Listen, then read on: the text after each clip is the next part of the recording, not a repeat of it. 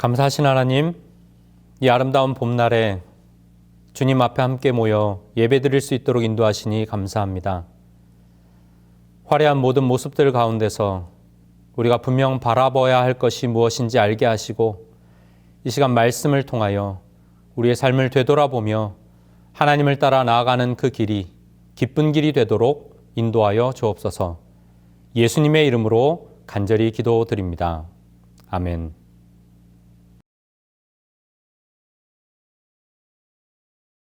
아름다운 봄날입니다.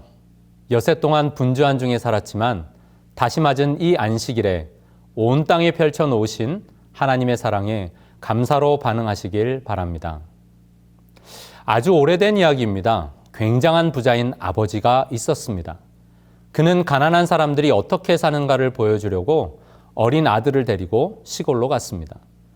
둘이서 말 그대로 찢어지게 가난한 농부의 집에 들어가서 2, 3일을 보냈습니다. 돌아오는 길에 아버지가 어린 아들에게 물었습니다. 어때? 재밌었니? 네, 아주 좋았어요. 그래, 가난한 사람이 어떻게 사는지 알았어?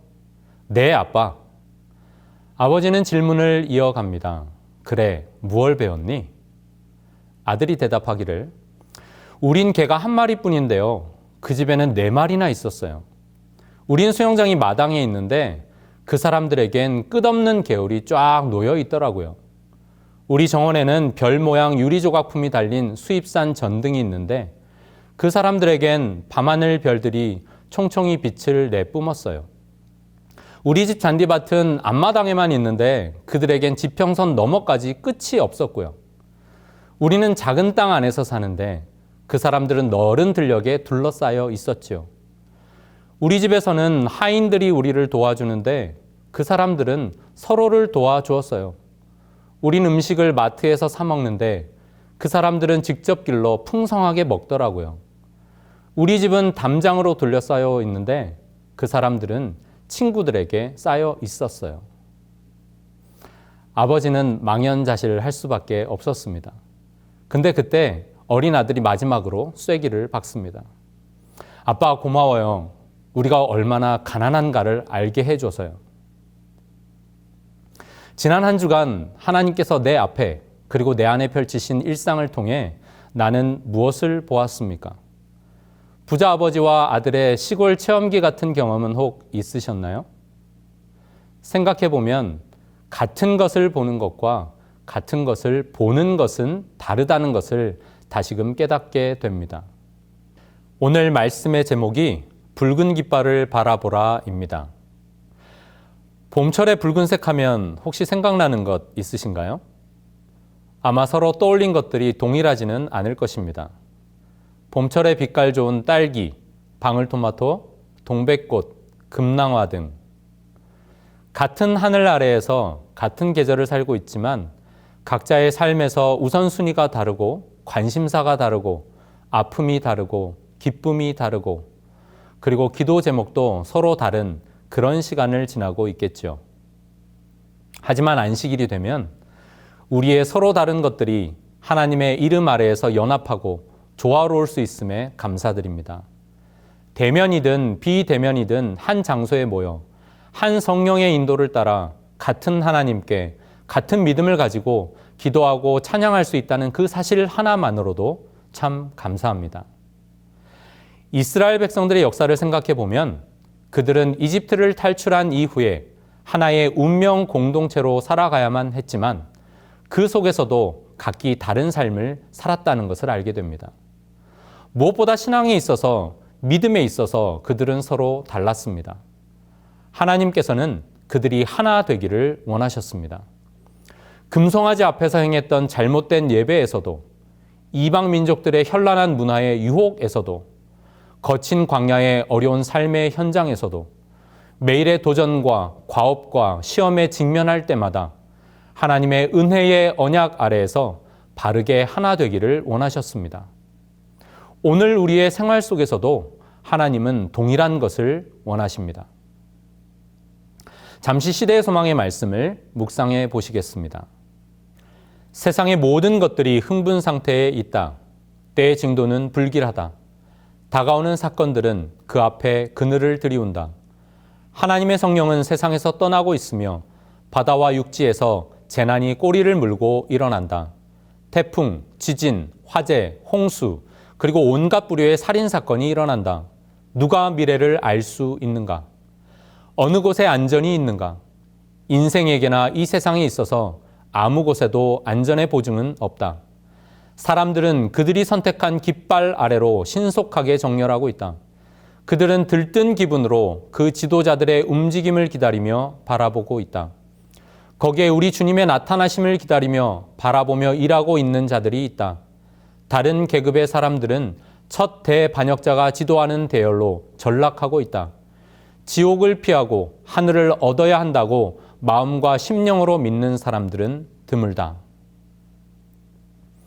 사람들은 각자가 선택한 깃발 아래로 신속하게 정렬하고 있습니다. 우리 주님의 나타나심을 기다리며 바라보며 일하고 있는 이들도 있습니다. 우리의 안전은 어디에 있습니까? 우리는 무엇을 바라보아야 할까요? 광야길을 계속 행하여 약속의 땅 가나안을 향하던 길에서 하나님께서는 종종 오직 한 가지만을 바라보도록 하셨습니다. 종살이하던 애굽을 탈출하여 약속의 땅으로 나아가는 길에서 맞닥뜨린 첫 장애물은 홍해였습니다. 이미 애굽의 군대는 그들을 거의 따라잡았습니다. 모세는 하나님께 간구하였고 하나님께서는 구름 기둥으로 애굽 군대를 막으셨습니다. 여호와께서 그들 앞에서 가시며 낮에는 구름 기둥으로 그들의 길을 인도하시고 밤에는 불 기둥을 그들에게 비추사 낮이나 밤이나 진행하게 하시니 낮에는 구름 기둥 밤에는 불 기둥이 백성 앞에서 떠나지 아니하니라. 구름 기둥과 불 기둥은 백성들이 가든지 멈추든지 해야 할 때와 장소를 알려주었고 성소의 지극히 거룩한 곳 위에 하나님의 임재의 표시로 그것은 늘 머물러 있었습니다.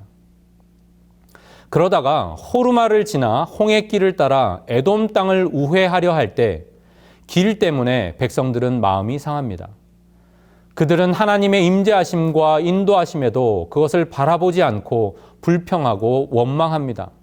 그 즉시 그들은 보호의 손길이 거두어졌음을 큰 고통 중에 깨닫게 됩니다. 모세가 놋뱀을 만들어 장대 위에 다니 뱀에게 물린 자마다 놋뱀을 쳐다본즉 살더라. 하나님께서는 그의 종 모세의 기도를 들으시고 놋뱀을 만들어 장대에 매달아 쳐다보아 살게 하셨습니다.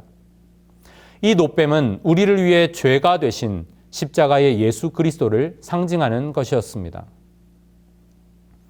그러나 시간이 지나며 그 놀라운 치유의 역사적 상징물이 오히려 백성들로 하나님을 바라보지 못하게 하는 우상이 되어버립니다. 유다왕 아하스의 아들 히스기야는 여러 산당을 제거하면서 모세가 만들었던 그 놋뱀을 부수어 버렸습니다.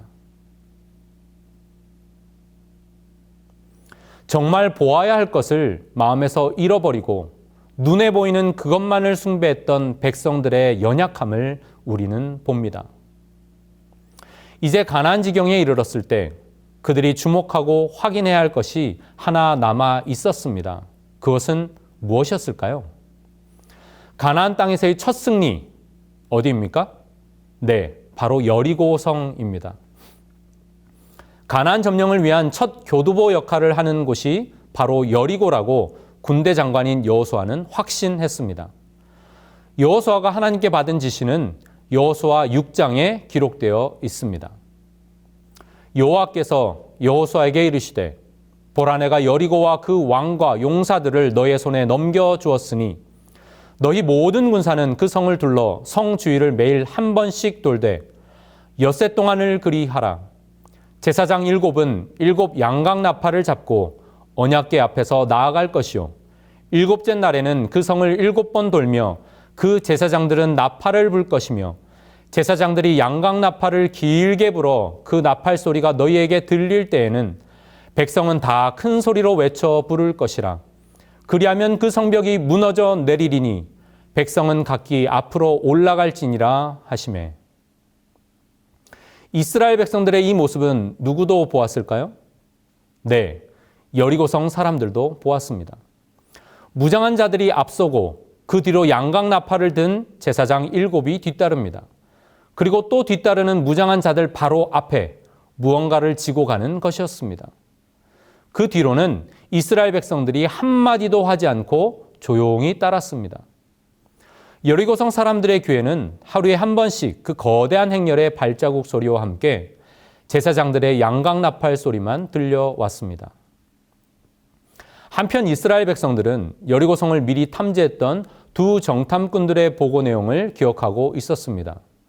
특히 이번 한 주간 동안 벌어질 일이 무엇인지 다 알지 못한다 할지라도 반드시 확인하고 기억하여 주목해야 할 한 가지가 있음을 그들은 알고 있었습니다. 여리고성을 하루 한 번씩 돌면서 그들은 그것을 분명하게 분별할 수 있어야 했습니다. 여리고성 전투에서 이 두 진영의 사람들, 즉 여리고성 사람들과 여리고성을 돌던 이스라엘 사람들은 과연 무엇에 주목했을까요? 먼저 여리고성 사람들은 이스라엘 백성들이 행진하는 모습 속에서 단번에 그들이 가장 중요하게 여기는 게 무엇인지 간파할 수 있었습니다. 아마도 미리 첩보원들을 보내서 무정한 자들이 앞뒤로 지키는 그 사이에 제사장들이 메고 가는 그 궤짝 같은 것이 무엇인지를 알고 있었을 것입니다. 혹은 신들의 전쟁으로 여겨졌던 당시 국가 간의 싸움에서 그들의 신을 상징하는 것임을 한눈에 알아보았을 수도 있습니다.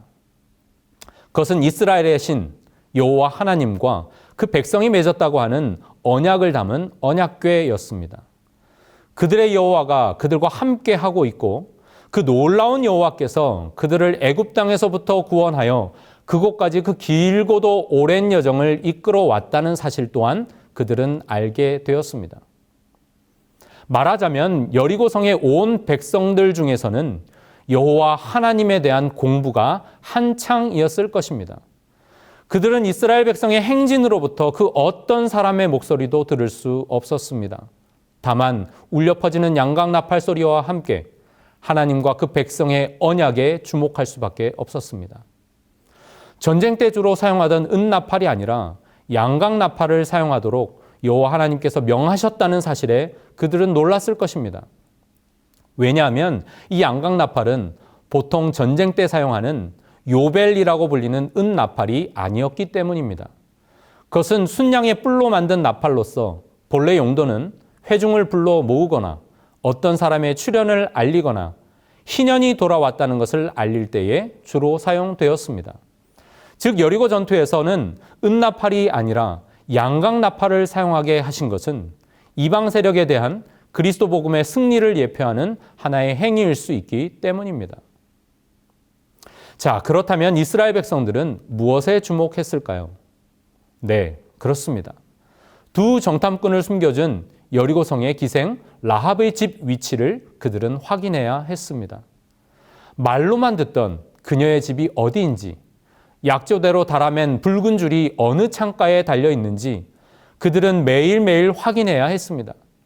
한 사람의 군사라도 혹여나 있게 될 전투의 현장, 그 혼란 속에서 그녀의 집 위치를 혼동하지 않도록 해야 했습니다. 왜 그랬을까요? 하나님의 이름으로 그녀와 맺은 언약 때문이었습니다. 그녀의 집안에 거하는 자는 상하거나 죽지 않게 해주겠다고 맹세했기 때문입니다. 동시에 그 붉은 줄은 이스라엘 백성들로 하여금 하나님께서 이 땅을 그들에게 이미 주셨다는 약속의 증표이기도 했습니다. 그렇습니다. 여리고 백성이나 이스라엘 백성이나 간에 그들은 각자의 진영에서 서로 다른 것을 주목하고 있었으나 오히려 그것은 동일하게 언약에 신실하신 구원의 하나님에 대한 것이었습니다. 여호수아 2장 18절을 킹 흔정역으로 읽습니다. 보라, 우리가 이 땅에 들어올 때에 너는 우리를 달아내린 창에 이 주홍색 줄을 메어두고 내 아버지와 어머니와 형제들과 너의 아버지 집안을 다 너의 집에 모으라. 이 구절에 대해 본교의 주석은 이 붉은 줄이 구약 성경에서 30번 이상 사용된 티쿠아라는 단어인데 줄을 꼬거나 묶어서 견고하게 붙들 수 있다는 의미로 확신하다, 소망하다라는 뜻을 포함하고 있다고 해설합니다. 이 붉은 줄은 곧 소망의 줄, 확신의 줄로서 그들의 믿음을 나타내는 상징이었다는 뜻입니다. 좀 더 넓게 살펴보겠습니다. 출애굽 여정의 시작에서 온 이스라엘 백성들이 믿음으로 순종하여 재차 확인했고 그 마지막 밤에 하나님의 천사가 주목했던 것은 무엇이었습니까? 네, 어린 양의 희생으로 얻게 되어 문설주와 임방에 칠해졌던 그 붉은 피였습니다. 피가 흘러내린 집마다 피의 기둥이, 믿음의 기둥이 세워졌습니다. 그 안에 머물 때 그들의 구원은 보증되었습니다. 그리고 이제 그 여정의 마지막, 가나안 땅 초입에서 여리고성 라합의 집 창가에 붉은 줄이 드리워졌습니다. 그녀가 전한 복음을 듣고 그 안에 머무는 누구든지 멸망에 가는 여리고에서도 구원을 얻을 수 있었습니다. 출애굽부터 가나안까지 이 모든 사건들은 우리의 시선을 한 분에게로 이끌어 줍니다. 모세가 광야에서 뱀을 든 것 같이 인자도 들려야 하리라. 모든 이스라엘 백성들의 눈이 그들을 치료하기 위하여 세워진 상징물인 높이 들린 뱀을 쳐다보아야 되었던 것처럼 모든 사람의 눈은 잃어버린 세계에 구원을 가져다 준 희생 제물인 그리스도에게로 이끌려야 한다. 십자가는 하나님께서 가슴을 벌려 우리를 향한 그 사랑과 뜻을 보이신 곳입니다. 우리 죄로 찢겨지신 그분의 육신과 터진 가슴이 너덜거리는 붉은 깃발같이 되신 곳입니다. 그리스도께서는 당신을 따르는 자들을 위하여 그들이 요청하거나 생각할 수 있는 이상으로 더 많은 것을 해주실 수 있음을 기뻐하셨다. 그리스도께서는 전능하신 섭리가 세계를 창조하시기 전에 주어진 바 된 것을 알고 확신을 가지고 말씀하셨다.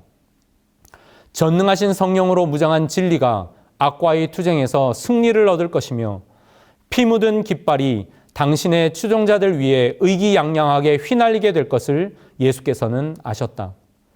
당신이 신뢰하는 제자들의 생애가 그분의 생애와 같이 중단되지 않는 승리의 연속이 될 것인데 비록 현세에서는 그렇게 보이지 않을지라도 위대한 내세에서는 그렇게 인정되리라는 사실을 그분은 아셨다. 우리는 여전히 진리와 악한 거짓 사이에 치열한 투쟁 속에 있습니다.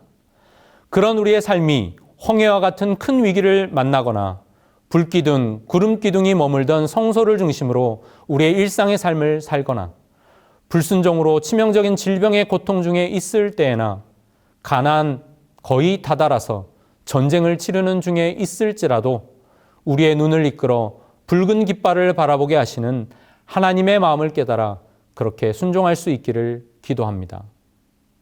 마지막 시대에 맡기신 사명을 이루고자 이 멸망해가는 세상을 두루 다닐 때에도 어느 집 창가에 누구의 심령에 그리스도의 붉은 줄이 드리워 있는지 분명히 볼 수 있도록 성령께서 친히 우리 눈을 열어주시기를 간절히 바랍니다.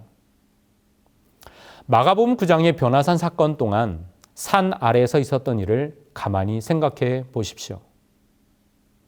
귀신 들린 아들을 이끌고 제자들 앞에 서 있던 아버지는 아무것도 얻지 못합니다. 예수께서 내려오셨을 때 제자들은 자신들이 무엇을 바라보고 있었는지 불현듯 깨닫게 됩니다. 그 아버지와 예수님의 대화 속에서 그들 자신을 돌아봅니다. 이미 둘씩 나가서 귀신을 쫓아내고 많은 병자들을 고쳤던 제자들의 그 놀라운 경험이 이 시간 왜 이렇게 무색하게 되었는지를 말입니다. 자기를 보지 말고 그리스도를 쳐다보라. 믿음은 하나님의 말씀에서 온다. 그의 약속을 굳게 붙잡으라. 그의 발 아래 몸을 던지고 내가 믿나이다. 나의 믿음 없는 것을 당신께서 도와주소서라고 부르짖으라. 그대가 이렇게 하는 동안에는 결코 멸망할 수 없다. 결코 그럴 수 없다. 붉은 깃발, 십자가의 예수 그리스도를 바라본다는 말은 구체적으로 무슨 뜻일까요? 첫째, 십자가를 바라본다는 것은 죄를 미워하시는 하나님의 증오심과 죄인을 사랑하시는 하나님의 사랑을 본다는 말입니다. 예수 그리스도의 선하심과 자신의 죄에 심히 가증함을 대조해보고 자신의 무가치하고 악한 껍데기의 의가 아니라 그리스도의 의를 온전히 의지한다는 것입니다. 둘째로 십자가를 바라본다는 것은 하나님의 무한한 사랑을 깨닫고 그리스도가 가장 귀중하게 된다는 말입니다. 바라보는 자들의 마음속에 사랑이 일깨워진다. 그들은 그의 음성을 듣는다. 그리고 그를 따른다. 셋째로 십자가를 바라본다고 하는 것은 참된 회개를 통하여 하나님과 화목하게 된다는 말입니다. 나의 모든 계획과 목적이 그 사랑에 반응하여 변화되고 조화된다는 말입니다.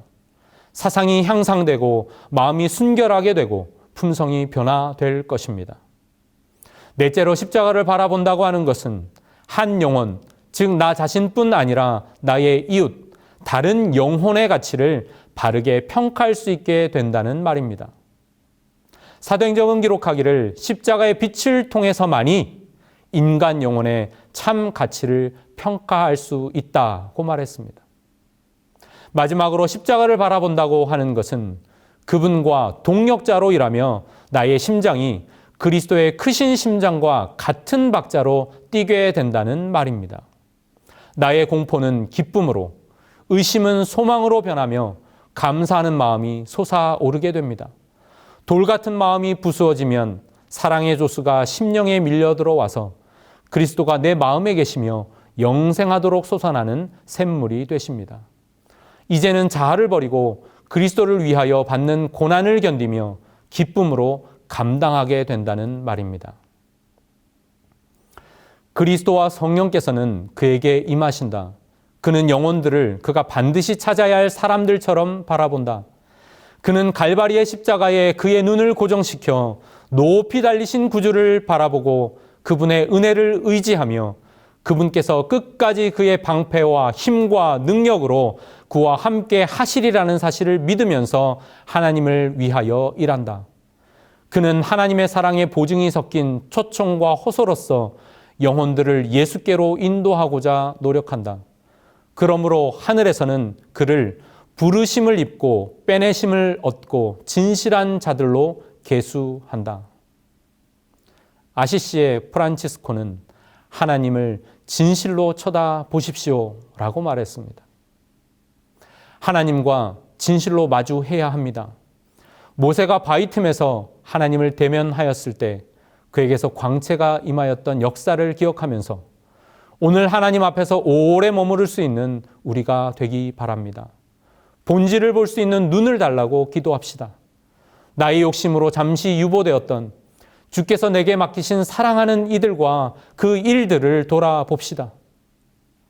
그러므로 함께 하늘의 부르심을 입은 거룩한 형제들아, 우리의 믿는 도리의 사도시며 대제사장이신 예수를 깊이 생각하라. 하늘 성소에서 지금도 봉사하시는 대제사장 예수 그리스도께 너희 마음을 고정시키라고 초청하고 계십니다. 마지막 때 눈시울을 붉히며 뒤늦게 자신의 멸망을 슬퍼하는 자가 되지 말고 감격의 홍조를 띠고 곧 오실 주님을 기쁨으로 맞이하기까지 그리스도의 붉은 깃발 아래 굳게 서서 오늘 또 오늘을 살아가는 우리 모두가 되기를 예수님의 이름으로 간절히 기원합니다.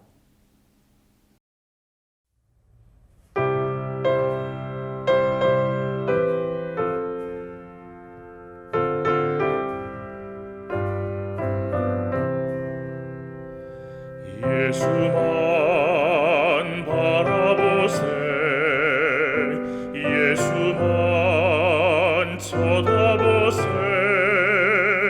믿음의 주 되신 예수만 바라보세 예수만 생각하세 예수만 신뢰하세 믿음의 주 되신 예수만 바라보세 예수만 품어보세 예수만 모셔보세 믿음의 주 되신 예수만 바라보세. 고마우신 하나님, 험하고 복잡한 세상을 살아가는 동안에도 우리로 분명히 바라볼 것을 보게 하시니 그네를 감사합니다. 우리를 위하여 죄가 되시고 찢기셨던 주님의 그 십자가가 오늘 우리에게 무엇을 의미하는지를 다시 한번 되새기게 하시고 그 말씀대로 살아가는 힘 있는 주의 군사들이 되어서 주께서 바라보게 하시는 영혼들을 보게 하시고 주께서 나아가게 하시는 그 길을 기쁨으로 나아가게 하셔서 곧 오실 주의 재림을 아름다운 감사함과 우리가 전했던 복음을 받아들여 함께 서는 많은 영혼들과 함께 맞이할 수 있도록 주님 인도하여 주옵소서. 이 안식일 우리의 심령이 다시 한번 저 하늘을 향하도록 이끄시는 생명 되신 예수님의 이름으로 감사하며 간절히 기도드립니다. 아멘.